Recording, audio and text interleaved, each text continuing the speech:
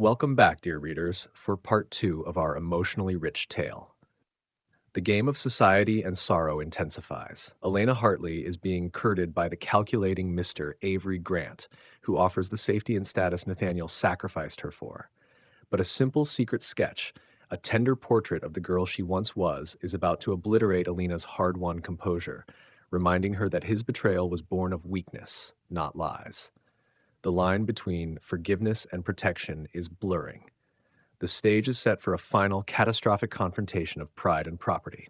Part 4. The Proposal. The incident in the alley served only to confuse Elena. She had extended aid to Nathaniel out of a reflex of compassion she thought she had long since eradicated, an action that threatened to unravel the decade of self-possession she had meticulously constructed. She knew she could never trust his love, but she could not seem to entirely dismiss his humanity, particularly when it was so painfully exposed. It was into this fragile emotional landscape that Mr. Avery Grant chose to make his move.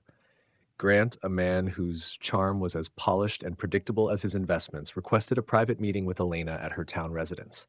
He was not a man driven by passion, but by calculation. He saw in her not only beauty, but a formidable intelligence and, crucially, a secure fortune. He offered a partnership, a merger of worth and position. One damp afternoon, in her elegant, newly acquired study, Mr. Grant delivered his practiced address. "Miss Hartley," he began, resting his manicured hands on the silver head of his cane, "I do not offer you flowery poetry or empty vows. I offer you security. A place of undeniable consequence in society, solidified by my name and connections. You are a self-made woman. I am a self-made man. We are a logical alliance. I admire your resilience, your mind, and your success." He paused, a faint, confident smile playing on his lips. "I offer you my hand in marriage, Elena. I offer security and status, everything Nathaniel once denied you." His final words struck an unwelcome chord of truth. Grant offered her everything she had once been betrayed for. Stability without risk, status without question, a future entirely free of the old, agonizing vulnerability. It was a tempting refuge. Elena looked at him, composed. "Mr. Grant, I shall give your proposal the consideration it deserves." The news of the impending proposal, for Grant, confident of her eventual acceptance, had been less than discreet, reached Nathaniel like a death knell. He had been attempting to regain a foothold in society, leveraging what few connections he had left, but his efforts were half-hearted, shadowed by his consuming guilt. The thought of Elena marrying a man whose character was as shallow as his pockets were deep was unbearable. He tracked her down that evening at the opera, waiting until the final curtain fell and the crowds began to disperse. He gripped her arm, pulling her into a quiet antechamber with a reckless disregard for decorum that recalled the impetuous boy she once knew. "You cannot accept him, Elena," he demanded, his voice low and fiercely intense. "Grant is a cold opportunist. He cares only for your funds. He will not cherish you." Elena pulled her arm free, her eyes flashing with a dangerous mix of old pain and fresh resolve. "And what is that to you, my lord?" she challenged, her voice vibrating with suppressed anger. "You speak of opportunism, but you are the master of the art. You sold your own heart for a wealthy name. Why should I not buy the very thing you told me was necessary for survival?" She took a sharp step toward him, her poise finally cracking, letting the bitterness seep through. "Grant may be cold, but at least he is honest about his commerce. He offers a sensible partnership, Nathaniel. Love is not a currency I trade in anymore." The pain on his face was agonizingly real. "That is a lie," he whispered, reaching out as if to touch her, then drawing his hand back as if burned. "The love we shared, it was real. I was a fool, a coward, but not a liar about that." She turned away, dismissing him utterly. "Then cherish the memory of it, my lord. It is all that remains." She left the opera house and returned home, her resolve to accept Grant's sensible proposal firmer than ever. She ascended the grand staircase of her own home, throwing her velvet cloak onto a nearby chaise. The house was a temple to her hard-won independence, a fortress against the kind of emotional devastation Nathaniel represented. As she moved into her study to extinguish the lamps, she saw something lying on the polished mahogany desk. It was a small leather-bound volume, an old collection of verse she had often seen in the Sinclair library. She frowned. It must have been accidentally carried here with a stack of papers she'd acquired. Curiosity overriding her exhaustion, she opened the book. Tucked deep inside the pages of sonnets from the Portuguese was a piece of aged, folded parchment. She opened it with trembling fingers. It was a sketch, rendered in charcoal, of a young woman. Not the elegant Miss Hartley of the London season, but the girl she had been, Elena the servant, her hair untidy, her face slightly flushed from her work, her eyes luminous with an unsheltered, vibrant hope. It was undeniably her, a portrait of her taken in a quiet, unguarded moment years ago, drawn with a tenderness and detail that only a devoted lover could capture. The charcoal had been smudged in places, perhaps by damp fingers or an excess of handling. He had drawn this portrait of her, the servant girl, at the height of their forbidden affection, and he had kept it, tucked it away in a book he loved, carried it with him, perhaps even in his darkest, most self-loathing moments. The sight of the sketch was a physical shock. It completely shattered her calm. She sank into the nearest chair, the paper shaking in her grasp. All her carefully constructed defenses, the bitterness, the righteous anger, the conviction that his love was a brief, selfish infatuation, crumbled before the silent, irrefutable evidence. His love, though cowardly, had been real. He hadn't just desired her. He had seen her, truly, utterly, when she was nobody, when she had nothing to offer but her own unspoiled heart. The tears that she had refused to shed for a decade finally came, slow, silent, and scorching. The choice was no longer between Nathaniel and Mr. Grant. It was between the safe, loveless security she could buy and the terrifying, fire-hot truth she had tried desperately to extinguish. Part 5. The Fall of Pride. The discovery of the sketch fractured Elena's resolve. The cold armor of her independence was dented, forcing her to confront the inconvenient truth that love, for all its potential for destruction, was not entirely dead between them. But she could not yield. Nathaniel was still weighed down by his past failures, and she could not risk her hard-won self-worth on a man still captive to pride.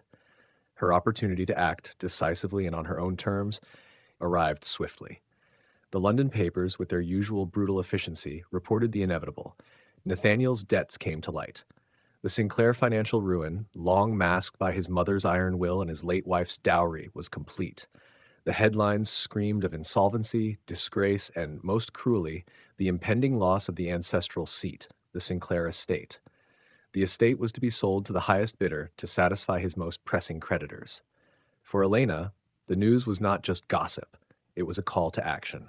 It was a chance to finally settle the score, not through bitter revenge, but through a monumental act of power reversal that would strip him of his last defense, his name and his property. Working through her solicitor and insisting on absolute secrecy, Elena entered the bidding. The process was swift, ruthless, and entirely anonymous. She outbid the interested parties, offering a sum that silenced all inquiries. Elena Hartley, the woman who had once scrubbed its floors, bought the Sinclair estate. The news hit Nathaniel like a cannonball. Stripped of his home and his name, his world had become an echoing ruin. His already fragile pride was utterly decimated. He learned the identity of the mysterious benefactor through a terrified whisper from his solicitor, a solicitor who had worked for the Sinclairs for 3 generations and who now had to take payment from the former housemaid. Nathaniel sought her out immediately, confronting her late one afternoon in her London salon. His face was pale with shock, anger, and utter humiliation. "You," he choked out, standing stiffly in the center of the room, too furious even to bow. "It was you. You bought it. Our home. The place where you worked as a servant. You did this." Elena rose from her chair, meeting his accusation with the cool composure of a judge. "I did," she confirmed, folding her hands neatly before her. "It was a sound investment, my lord. The house holds sentimental value, and I have fond memories of the gardens. And it was cheap. Cheap. Cheap," he roared, his voice thick with shame. "You bought my family's history, our very name, for a pittance to you. Was it revenge, Elena, the final, calculated move to see me utterly defeated?" "No, my lord," she said, her voice dangerously quiet. "It was a necessary transaction. You required funds, and I required property. Besides," she leaned forward slightly, allowing a flicker of the old resentment to surface, "I merely purchased what your family discarded. Your mother told me my kind had no claim to those walls. Now they are mine." The exchange exploded into a bitter, devastating argument. He accused her of enjoying his pain, of using her new wealth to inflict a calculated cruelty. You have bought me out of pity. You look at me, a failure, and you throw scraps of your fortune at my collapse. Do you truly think this independence gives you the right to treat me as a charity case? Pity, she countered, her voice rising now, finally shattering her composure. You mistake pride for pity, Nathaniel. Your family's downfall is of your own making. I helped you because when I saw you on your knees, I saw the idealism you murdered. And you accuse me of arrogance? You still believe that because you are a Sinclair, my money is somehow tainted, that the dignity I earned is less than the title you failed to keep. The truth of her words, his inherent stubbornly guarded class snobbery still lingering despite his ruin, struck him silent. She had stripped him of his estate, but she had also stripped him of his last vestige of arrogance. The argument ended abruptly, nothing resolved, only more wounds inflicted. Nathaniel left, broken and speechless. Elena remained, trembling, realizing that even her triumph tasted like ash.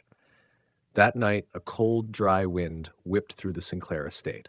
The property, now legally belonging to Elena Hartley, stood empty. Nathaniel, unable to sleep, had returned to the house one last time, needing to walk the grounds before they were truly lost to him. Around midnight, a terrifying orange glow appeared on the horizon. A tragic fire, started by a burst pipe and a shorted electrical wire, caught hold in the empty west wing, the same abandoned wing where they had once met in secret. Nathaniel saw the flames first. He raced toward the house, a futile instinct to save what he had already lost. He plunged through the smoke-choked entrance, driven by desperation, not sense. Elena, alerted by a frantic messenger dispatched by Clara, arrived minutes later.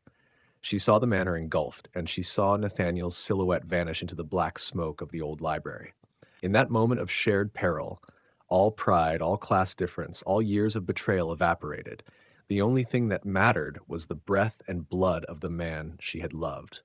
Without a thought for her exquisite gown or her valuable life, she ran into the blazing house after him. The fire roared around them, cleansing and destroying in equal measure. She found him in the great hall, coughing, pinned beneath a fallen beam. Using a strength she didn't know she possessed, she managed to free him, dragging his heavier weight toward the light. In the choking smoke and the terrifying heat, their hands met, clasped, and held fast. They tumbled out the great front door just as the roof of the west wing collapsed in a shower of sparks. They lay on the scorched lawn, gasping for air, soot blackening their faces, their chests heaving in unison. They had saved each other from the flames, a brutal, agonizing echo of the past when he had failed to save her, and she had failed to save him. The fire had devoured the house, but in doing so, it had purged the air between them, leaving only the raw, undeniable truth of their connection.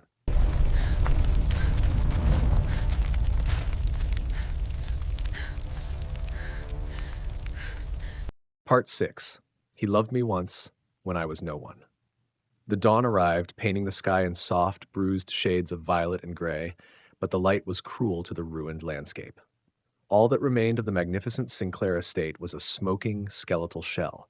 The flames had consumed the guilt, the ambition, and the bitter memories bound up in the old walls, leaving behind only ash and the raw, exhausted figures of Elena Hartley and Lord Nathaniel Sinclair. She found him standing near the rubble of the front entrance, staring at the destruction.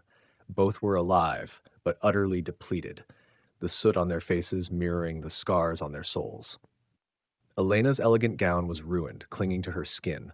Her face, devoid of its careful composure, revealed the tears that had finally dried on her soot-streaked cheeks. She was not the untouchable heiress now. She was merely a woman who had nearly lost everything she had left to lose, her own life and his. He turned when he heard her approach, and in the exhausted vulnerability of his gaze, she saw the last vestiges of his pride finally extinguished. He looked not at the woman who had bought his home, but at the woman who had risked her life to save him from it.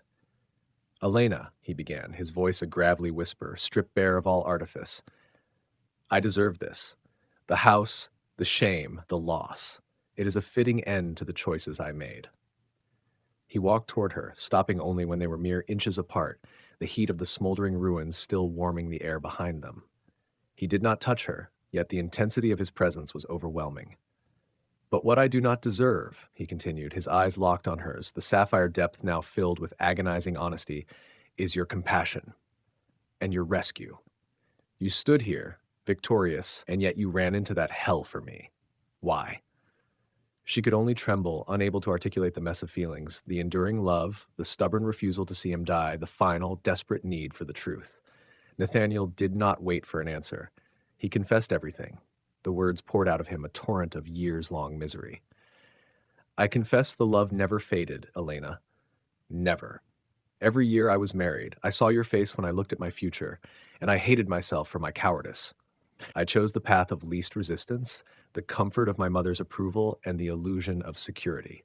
I chose a gilded lie over the fire and truth you offered me.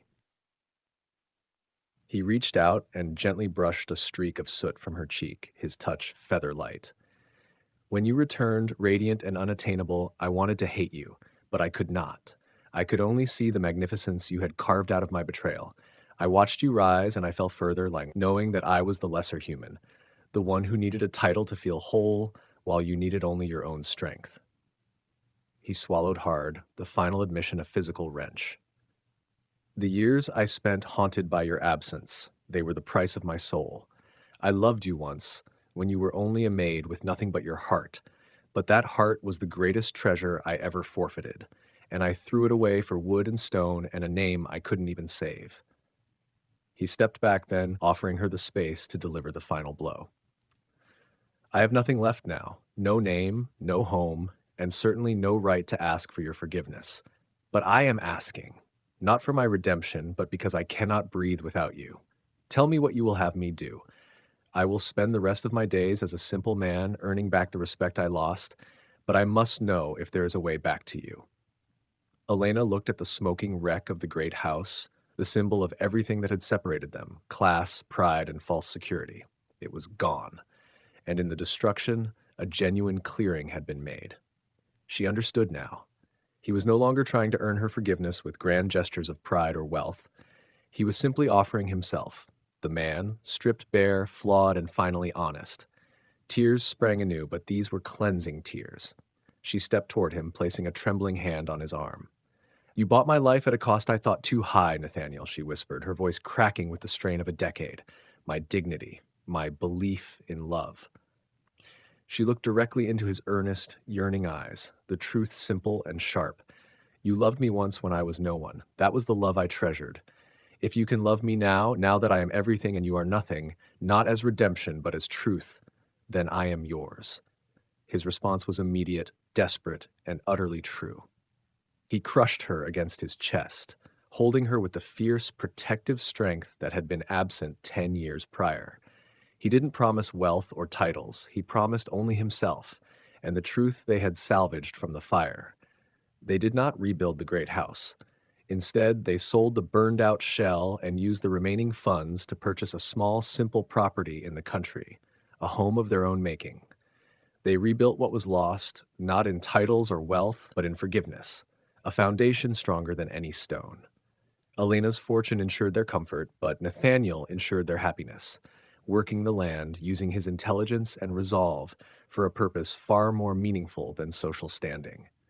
The final image, captured in the soft light of a quiet evening, was Elena's hand resting over his heart, the same heart that finally, after years of painful error, chose love over pride.